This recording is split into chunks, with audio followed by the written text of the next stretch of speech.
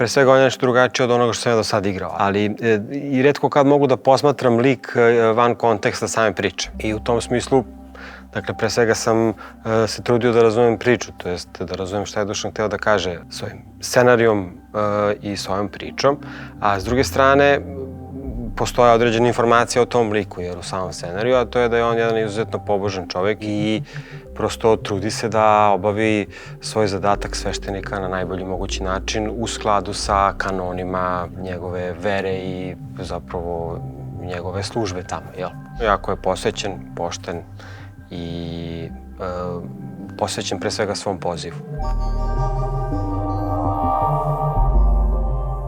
Da, Dušan i ja smo dugogodišnji saradnici, jako puno smo sarađivali, radili, proveli puno vremena zajedno, tako da, s obzirom da poznajem njegov rad i da znam na koji način pre svega piše i na koji način razmišlja o filmu, svakako bih prihvatio bez čitanja scenarija. Postoji nekoliko ljudi u ovom našem poslu gde bi prosto prihvatio bez potrebe da čitam scenarij, jer verujem u njihov sud i verujem da ne bi radili nešto što nema smisla i što nije pošteno i dobro.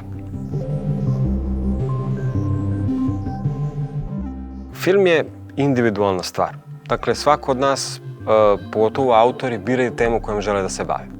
I u tom smislu ne bi mogli da kritikujemo film da nije obratio pažnju na određenu grupaciju, na određene ljude i tako dalje.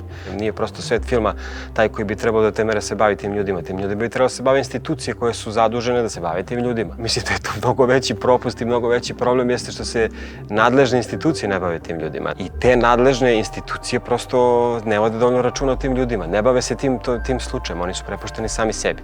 I Dušan Milić je hteo da obrati pažnju na to. Univerzalno i jako značajno i bitno u ovom filmu jeste da se film zove Mrak, a da govori o toj iskri svetlosti koja u tom mraku postoji.